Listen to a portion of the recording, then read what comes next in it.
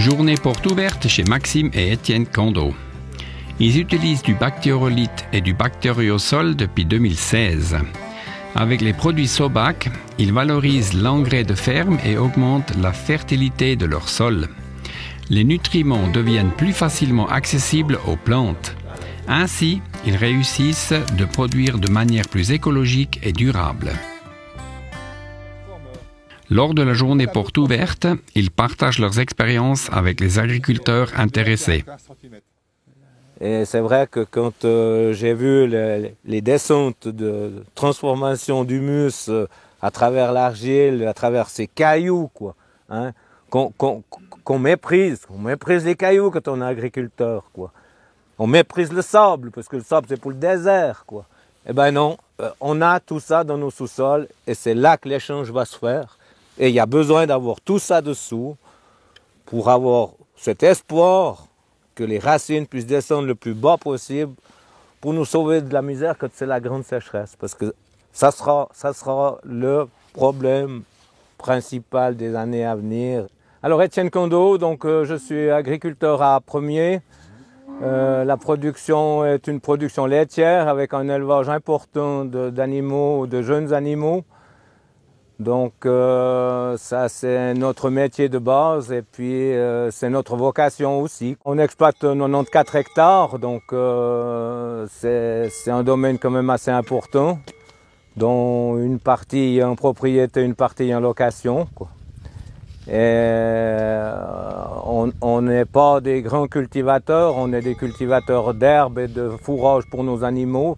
Tout ce qu'on produit au niveau de la ferme est pour les animaux. De surcroît qui était bio, était impropre à la consommation. Qui nous a beaucoup intéressés pour la valorisation des engrais de ferme, fumier et purin, qui sont considérés par la population comme quelque chose de négatif à cause de l'odeur et tout ça. Et le but, c'était de transformer ces produits avant de les épandre sur les champs et de les mettre sur la terre, quoi.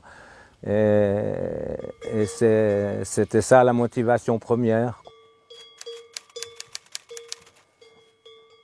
On a trouvé sur la culture de luzerne un très bon produit qui a donné de la pérennité aux plantes, c'est-à-dire elles ont évolué favorablement d'année en année sans perdre leur capacité de production et en gardant un fourrage très sain au niveau du feuillage, au niveau des maladies qui peuvent apparaître.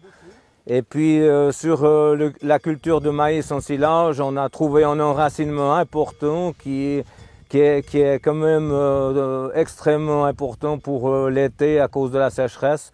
Donc une plante qui fait un système racinaire très, très large et très, très bien implanté, qui fait qu'il résiste au sec. Au niveau de la qualité des fourrages, déjà pour les animaux, on a une meilleure qualité de matière sèche. Donc si on a une meilleure qualité de fourrage, on a aussi un maximum de santé derrière sur les animaux. À partir de la deuxième année, on a déjà eu un aperçu de la situation. Je suis syndic de la commune, donc c'est la responsabilité par rapport à l'eau potable. Puisqu'on est en montagne, donc notre eau descend aussi chez les autres, donc de ne pas polluer les sources des gens qui habitent en dessous de chez nous.